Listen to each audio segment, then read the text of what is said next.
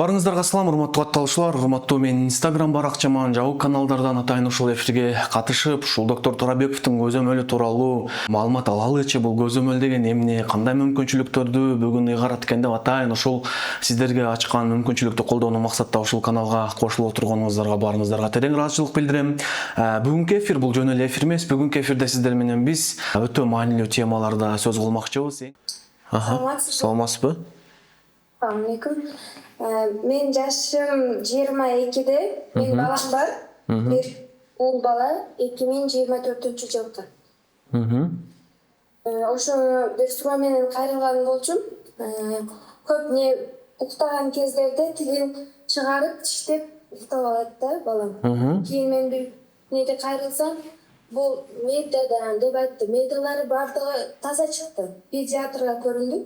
Мээдеси болсо, эгер балада ошо тилин тиштеп уктайт деп, бирок туулганда эле тили мына оозунан чыгып турат эле, кийин тиштери чыккандан кийин баланын ошо тиштерин тиштеп, тилин тиштеп уктайт да. Аны киргизип койсо дагы чыгарылат. Ошо эмне себептен деп сурайт.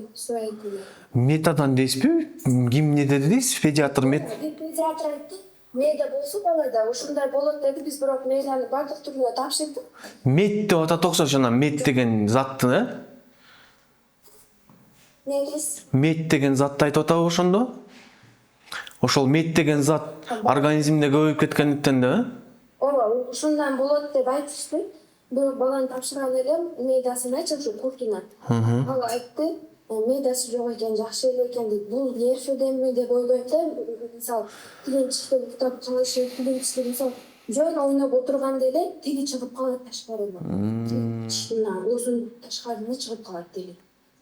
Лор врачка да көрсөттүңөр беле? Тилинин размери Жок. көрсөтө элексиңер пока. Тилинин размери өзүнүн курагына кандай пока көрсөткөн эмессиздер, Жок, ошо бала уктаганда тиштин тебесине таңлай болот го, ошол жерде туруш керек деп, нормасы ушундай деп айтышты. Бирок менин балам мындай уктап атты, ошо тили чыгып калат. Тиги балаңыз азыр 1 жаш дедиңиз, 1,5 жаштан өттү уже, 2024-жылы. Анан ушул тилинин чыгарып уктаганы убакыт өткөн сайын күчөп баратабы же азайып баратабы? Жок, ошо кадимкиде ал тиши жок маалда анча билинбейт элечи. Анда тиш чыккандан кийин уже тиштеп ана кыпты болуп тиштеп алат да тилдерин. Анан ыйлайт. Жок, ыйлабайт. Сеспейт. Андай рефлекси болуп калган. Тамак жегени, сүйлөгөнү андай кандай? Тамак жегиши жакшы, сүйлөгөн эми сүйлөп атат. Үндөрдү чыгарып, Просто бул жерде кандай моменттер болушу мүмкүн? Бул жерде тилдин именно нервный системасы, чувствительность жок болушу мүмкүн. Тил сезбейт тиштердичи, түшүнүп атасызбы?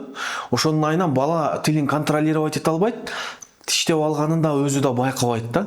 Бул биринчи момент. Бул албетте неврологиялык жактан болуу вероятность өтө жогору да. Экинчи момент, генетикалык жактан ошо аномальный развитие языка болуп калышы мүмкүн. Балким генетикалык жактан тили өтө чоң, ошонун айынан ушундай болот. Ошондуктан бул жерде жасай турган кадамдар албетте терең изилдөө кылып, узкий специалисттерге кайрылып, ар биринин заключениясын көрүп, ошол заключениянын негизинде так диагноз коюш керек. Неге мындай болуп атат? Азыр эртерээк аракет кылбасаңыздар, кийин убакыт өткөн сайын эч өзгөрүү болбой атса, контролун мисалы улучшение кыла албай атса, балачы мисалы өзү. Кээ бир балдарда жаш кезинде кээде физиологиялык процессте болот да, мындай тилин ойноп, башка кылып, чыгарып, но убакыт өтүп чоңойгон сайын уже андай кылбай баштайт, ужечи контролировать этип баштайт. Сиздин балада андай болбой эле, как и она есть, уктап атканда да ошондой болуп атса, башка болуп атса, албетте бул кылдат көзөмөлдү, так диагнозду, терең изилдөөнү талап кылат. Ошондуктан сизге сунушум тезирээк изилдетип, так диагноз койдуруп аракет кылыңыз.